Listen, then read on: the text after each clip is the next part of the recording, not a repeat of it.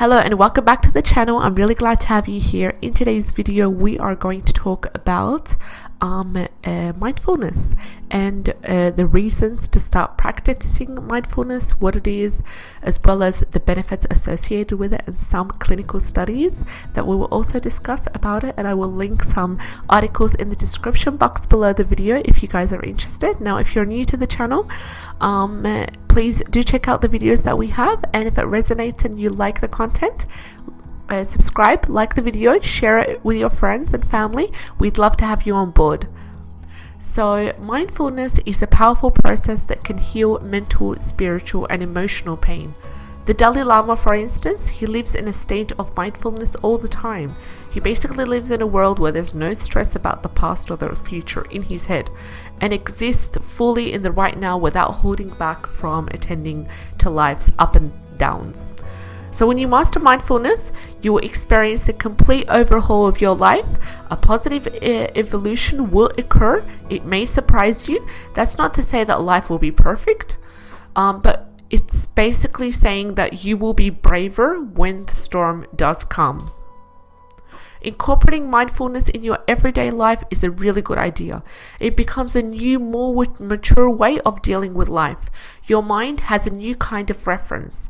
This is how mindfulness alleviates behaviors and puts you back in control of your life. So we're also going to look at the benefits of mindfulness, and this will also serve as a motivator to help you start incorporating mindfulness and adapting it as the way of thinking and doing things. So mindfulness reduces rumination. Studies have shown that mindfulness reduces rumination, which is a major contributor to stress and anxiety disorders. Ruminating is when you repeatedly go over a thought or a problem without finding the solution, and it's actually called obsessing. So mindfulness allows you to look over the part of you that obsesses. This is the ego part of you that talks and talks while you sit at your higher level, the seat of consciousness. So when obsession takes over, it's when you are not becoming mindful. It's when you get stuck in your stories. You stay up there in your higher level. You don't buy into all the things that causes you misery. Mindfulness reduces stress. So when you're being more mindful, you chip away at the monkey mind and it becomes quieter. Let me assure you, you're not missing out on anything. These thought processes are only causing you misery and grief. There has been 39 studies that have explored mindful-based stress reduction.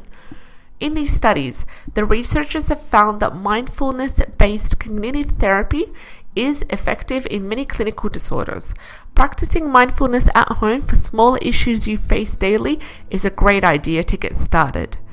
You prevent the onset of clinical mental disorders, and you also decrease negative emotions that may be causing your life to be less than pleasant. The next time you start to feel angry, anxious, or frustrated, try exploring the feelings that come up. Where does the tightness sit? Is it in your throat? Is it in your belly? This is mindfulness. Not trying to avoid the feelings, but standing up to them is what will keep them down for quiet and for long enough.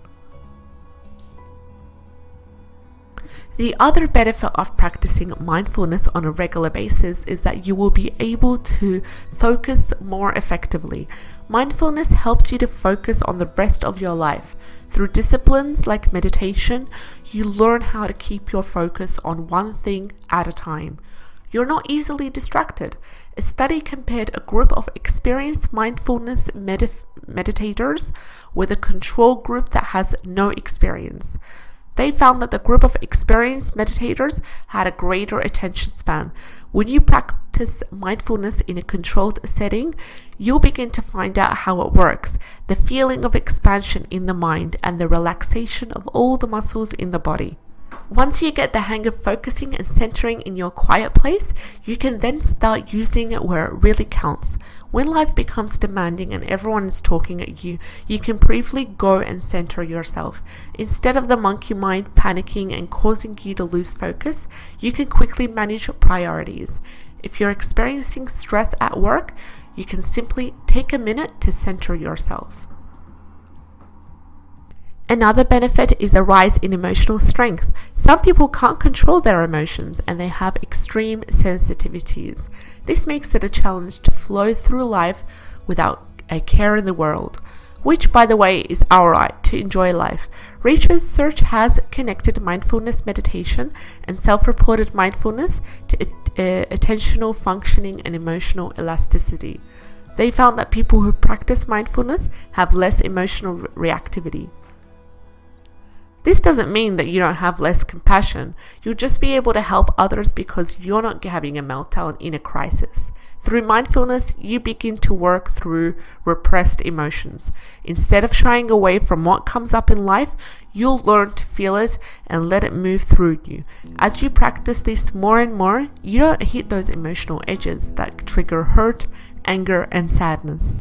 Another benefit is that mindfulness gives you the freedom to live fully. When you hide away from past emotions, you essentially put yourself in a cage of your own making. The only way is to push through the uncomfortable truths you've been repressing. If you go near the edge of the cage, you feel extreme discomfort. In that place of discomfort, you can finally deal with past trauma and pain. Mindfulness is the key to escape from your emotional cage. I hope you enjoyed today's video. I'm thinking of doing vlogs soon, as well as routines, morning routine, and what I eat in a day. If you are interested, please let me know in the comments below. Take care and have a great day. Bye bye.